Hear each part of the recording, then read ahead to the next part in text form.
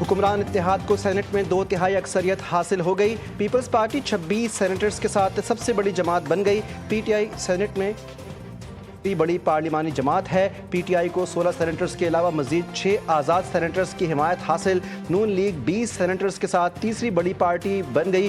جے you آئی فے کے senators کی تعداد 7۔ پی ٹی آئی نے سینٹ الیکشن پر ہمارے ساتھ بیٹھ کر معاملات طے کیے۔ کیا پی ٹی آئی والوں کو ملک کے مفاد میں بیٹھ کر بات نہیں کرنی چاہیے؟ وزیر اعظم کے مشیر رانا ثناء اللہ کی جیف اور غریدہ میں گفتگو۔ کہا کہ وزیر اعظم نے بار بار کہا کہ آئیں ملک کی بہتری کے لیے بیٹھ کر بات کریں۔ پی ٹی آئی صرف اپنے مفادات کے لیے بات چیت کرتی ہے۔ ڈیموکریسی ہمیشہ ڈائیلاگ سے ہی آگے بڑھتی ہے۔ اور خوراک کا بحران اور موسمیاتی تبدیلی بڑے چیلنجز ہیں۔ پاکستان 2030 کے ایجنڈے کے لیے پرعزم ہے۔ اڑان پاکستان پروگرام ملکی ترقی کا منصوبہ ہے۔ نائب وزیر اعظم اسحاق ڈار کا پائیدار ترقی سے متعلق اقوام متحدہ کے اعلیٰ سطح کے سیاسی فورم سے خطاب۔ کہا کہ مستحق اور نادار بچوں کے لیے دانش اسکول قائم کر رہے ہیں۔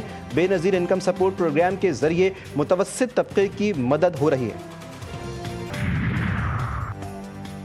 ایک دوسرے کے مینڈیٹ کو تسلیم کر کے آگے بڑھا جا سکتا ہے۔ کے پی کے اپوزیشن لیڈر عباد اللہ سینٹ الیکشن میں کامیابی پر خوش۔ کہا آئندہ بھی کوشش کریں گے کہ صوبے میں ہارس ٹریڈنگ نہ ہو۔ مولانا عطا الحق بولے کہ صوبے میں امن اور بے روزگاری کے خاتمے کے لیے آواز بلند کریں گے۔ پنجاب اسمبلی میں سینیٹر ساجد میر کی وفات کے بعد خالی ہونے والی جنرل نشست پر ضمنی انتخاب۔ حکومتی امیدوار حافظ عبد الکریم 242 ووٹ لے کر کامیاب۔ اپوزیشن کے امیدوار مہر عبد الستار 99 ووٹ لے کر دوسرے نمبر پر رہے۔ پریزائڈنگ آفیسر نے نتائج کا اعلان کر دیا۔ 371 کے ایوان میں 345 ووٹ کاسٹ ہوئے، 3 ووٹ مسترد ہوئے۔ مخصوص نشستوں پر ارکان کی گورنر ہاؤس میں حلف برداری اور پی ٹی آئی ارکان کو آزاد قرار دینے کے خلاف درخواست۔ پشاور ہائی کورٹ کے وفاقی حکومت، اٹارنی جنرل، الیکشن کمیشن اور دیگر فریقین کو نوٹس جاری۔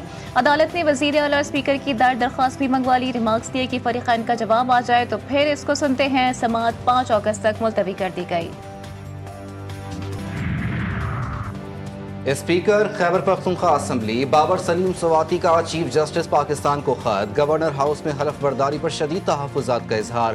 خط میں کہا کہ اسمبلی اجلاس کورم کی نشاندہی کے بعد 24 جولائی تک ملتوی کیا گیا۔ میری غیر موجودگی کسی طور ثابت نہیں ہوتی۔ آرٹیکل 225(2) کا اطلاق نہیں ہوتا۔ Chief justice Peshawar high court کی جانب سے گورنر کو براہ راست حلف لینے کی ہدایت دینا آئینی حدود سے تجاوز ہے۔ اس اقدام پر فوری نوٹس لیا جائے۔ خط میں استدعا۔ عافیہ صدیقی کیس میں وزیر اعظم اور وفاقی کابینہ کو توہین عدالت کا شو کاز نوٹس جاری۔ 26ویں آئینی ترمیم کے بعد سے ڈیمولیشن اسکواڈ کو اسلام آباد ہائی کورٹ میں لایا گیا۔ ہم نے انصاف کے ستونوں پر ایک کے بعد ایک حملہ دیکھا۔ ان حملوں نے انصاف کے نظام کو بار بار زخمی کیا اور اسے تقریباً آخری سانسوں تک پہنچا دیا۔ جسٹس اعجاز اسحاق نے کیس کی سماعت کے دوران ریمارکس دیے کہ انصاف کو شکست کا سامنا نہیں کرنے دوں گا۔ ہائی کورٹ کی عزت برقرار رکھنے کے لیے اپنی جوڈیشل پاورز کا استعمال کروں گا۔ چھٹیاں ختم ہونے کے بعد پہلے ورکنگ ڈے پر کیس سماعت کے لیے مقرر کرنے کی ہدایت۔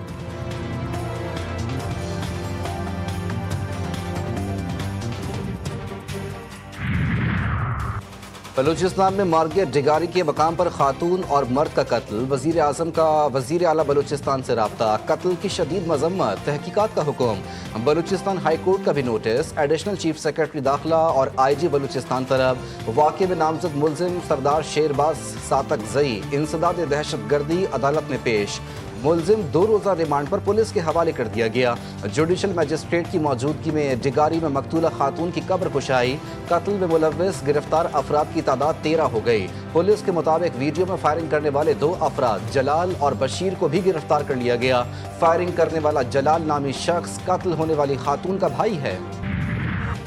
کوئٹہ کے نواحی علاقے مارگٹ میں دوہرے قتل کی پوسٹ مارٹم رپورٹ منظر عام پر۔ خاتون کو 7 اور مرد کو 9 گولیاں ماری گئیں۔ پولیس سرجن عائشہ فیض کے مطابق ان دونوں کو 4 جون کو موت کے گھاٹ اتارا گیا تھا۔ خاتون کے سر پر 1 جبکہ سینے اور پیٹ پر 7 اور احسان اللہ کو سینے اور پیٹ پر 9 گولیاں ماری گئی تھیں۔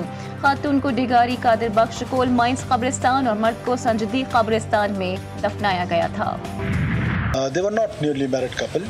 उनका आपस में कोई अज़दवाजी रिश्ता नहीं था इनका आपस में, लेकिन कत्ल है, जुर्म है। हमने अपने स्पेशल ब्रांच का जो डीएसपी था वहाँ का, उस इलाके का, उसको सस्पेंड कर दिया।